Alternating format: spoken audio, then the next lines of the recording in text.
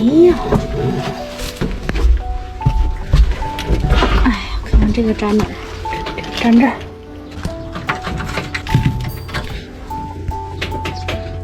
这简直完美嘛！来，扫扫地。这是一个粉丝大哥，他的那个凯斯卖了，不用了，然后给我邮了几个他剩下的这个滤芯儿，然后我能省点儿，他少要了我点钱，2个柴油滤，一个那个大滤芯儿，这里面老多水了，都冻上了。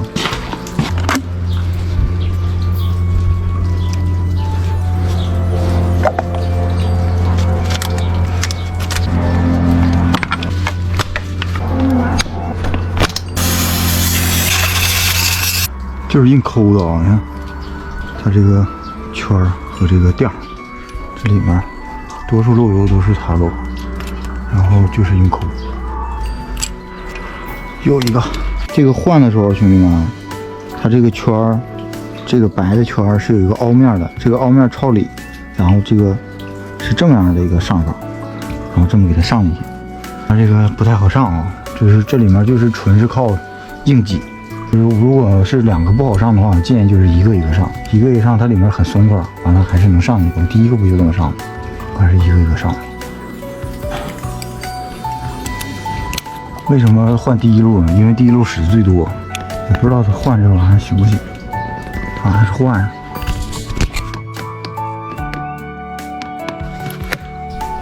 又搞回了一个新的配件，变速箱的蓄能器，这个是必须得换的。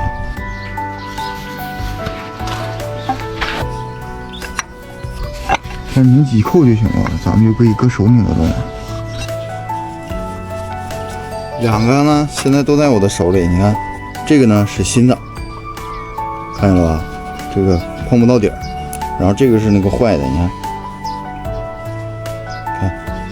弹到底儿了，就是好和不好的区别。然后，如果它俩要往出倒油，就是说这个旧的能倒出油来，坏的能倒出油来。你看着吧？如果你拿出来以后能倒出油，就证明蓄能器不行了，就得赶紧换了。这个还是很好换的，只要你掌握好方法，咱们修车不是什么难事儿。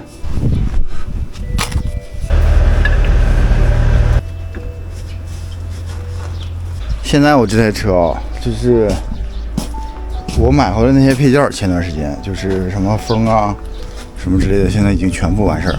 然后这2天机油就到了，到了之后把机油、护桥油一换，这个车全部保养完成，就等着干活了，就全部修利索了。前前后后修了大概有快10天了吧，哩哩啦啦的。反正别的不说，就是说咱们这些基本的保养和这些维护，就是工时费，我感觉我再省一部分。